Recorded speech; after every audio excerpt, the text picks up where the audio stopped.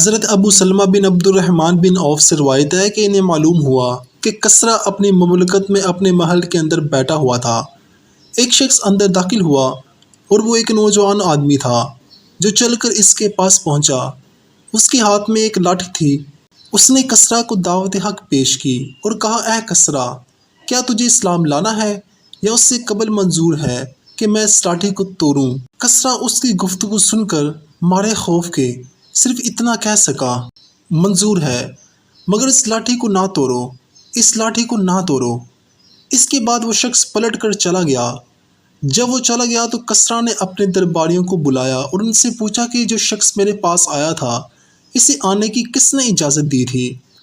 درباریوں نے کہا کہ تمہارے پاس تو کوئی آدمی بھی نہیں آیا۔ کسرا نے کہا، تم لوگ جھوٹ بولتے ہو، اور ان پر غصہ کرنے لگا۔ سختی کی، پھر چھوڑ دیا۔ جب سال کا ابتدا زمانہ آیا تو وہی شخص پھر اس کے پاس آیا۔ پھر اس نے وہی بات کی۔ اس نے کہا کہ اے کسرا، کیا تجھے اسلام لانا منظور ہے قبل اس کی کہ میں یہ لاٹھی توڑ دوں؟ کسرا ایک مرتبہ پھر خوف میں مبتلا ہو کر کہنے لگا کہ مجھے منظور ہے، لاٹھی کو نہ توڑو، لاٹھی کو نہ توڑو۔ یہی گفتگو ہوئی، وہ پھر شخص واپس پلٹ گیا۔ کسرا نے غصے میں اپنے درباریوں کو بلایا اور پوچھا، کس نے اس شخص کو اندر آنے کی اجازت دی؟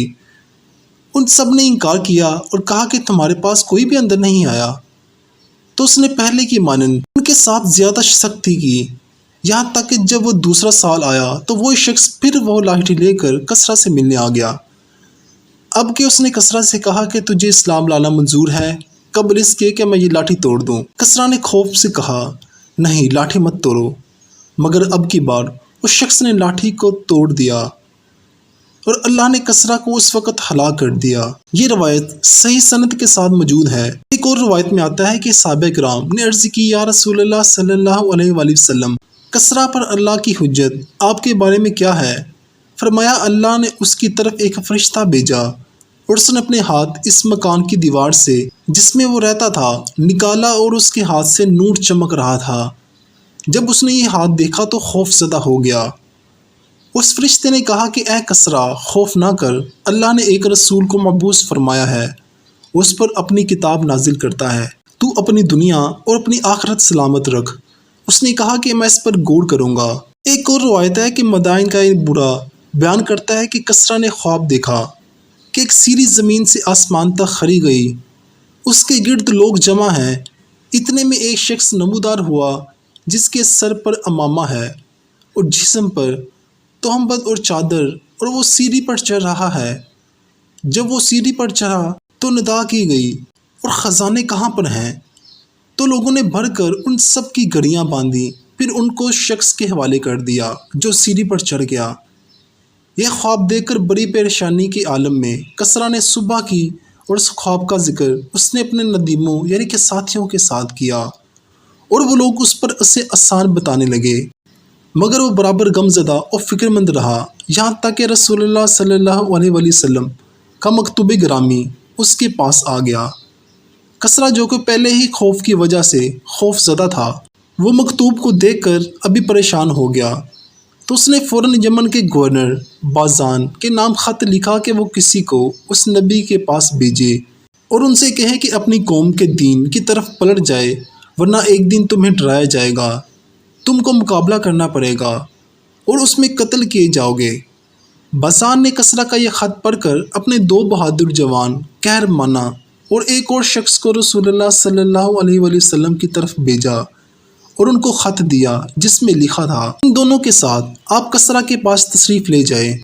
بازان نے مزید قہرمانہ سے کہا، اس شخص کی طرف غور سے دیکھنا کہ وہ کس شان کا ہے، اور ان سے گفتگو کرنا، ان کی خبر مجھے لا کر دینا۔ وہ دونوں خط لے کر رسول اللہ صلی اللہ علیہ وآلہ وسلم کے پاس پہنچ گئے۔ رسول اللہ صلی اللہ علیہ وآلہ وسلم نے ان سے فرمایا، جاؤ، نکل جاؤ، صبح آنا۔ پھر جب وہ دوسرے دن آئے تو رسول اللہ صلی اللہ علیہ وآلہ وسلم نے خبر دی کہ اللہ نے کسرا کو قتل کرا دیا، اس کے بیٹے شریح کو اس پر غالب کر دیا، اور فلاں مہینے کی فلاں رات کو اس نے اسے قتل کر دیا ہے۔ ان دونوں نے کہا کہ آپ جانتے ہیں کہ آپ کیا کہہ رہے ہیں، ہم یہ بات بادشاہ کے ساتھ جا کر کہہ دیں گے۔ فرمایا، ضرور، تم جا کر میری طرف سے کہہ دینا، اور تم دونوں یہ بھی کہنا کہ میرا دین اور میری سلطنت بہت جلد وہاں تک پہنچ جائے گی جہاں تک کسریٰ کی حکومت ہے۔ یہی نہیں بلکہ جہاں تک گھڑ سوار اور پیدل پہنچ سکتے ہیں وہاں تک میرا دین اور میری سلطنت پہنچ جائے گی۔ اور تم دونوں ان سے کہنا کہ اگر تو اسلام لے آیا تو تیری مملکت تیرے ہاتھ میں رہے گی۔ پھر وہ دونوں باذان کے پاس پہنچے اور اس سے سارا حال بیان کیا۔ یہ سن کر باذان نے کہا کہ خدا کی قسم یہ بات کسی بادشاہ کا کلام نہیں، جو کچھ انہوں نے فرمایا ہم ضرور اسے دیکھیں گے اور وہ ہو کے رہے گا۔ اس کے بعد زیادہ وقت نہ گزرا کہ شیرہ کا خط اس کے پاس آیا۔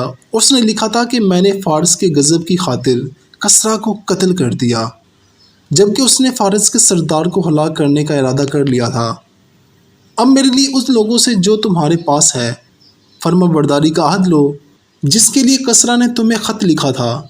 جب باذان نے یہ خط پڑھا تو وہ کہنے لگا کہ بے شک یہ شخص نبی مرسل ہوتا ہے اور اسلام لے آیا، اور آل فارس کے بہت سے مسلمان ہو گئے۔ باذان نے جب قہرمانہ سے پوچھا تو بتاؤ ان کو کس شان میں دیکھا؟ اس نے کہا کہ مجھ سے کسی نے ایسی ہیبت کے ساتھ گفتگو نہیں کی جتنی ہیبت مجھ کو ان سے گفتگو کرنے میں طاری تھی۔ باذان نے پوچھا کیا اس شخص کے پاس نگہبان یعنی کہ باڈی گارڈز موجود تھے؟ اس نے کہا کہ نہیں۔ ایک دوسری روایت میں آتا ہے کہ جب قاصد آپ صلی اللہ علیہ وآلہ وسلم کے پاس تشریف لائے تو آپ صلی اللہ علیہ وآلہ وسلم نے ان سے فرمایا اگر دعویٰ نبوت کا اظہار اپنی طرف سے ہوتا تو ضرور میں ان سے باز آ جاتا، لیکن مجھے اللہ نے محبوس فرمایا ہے۔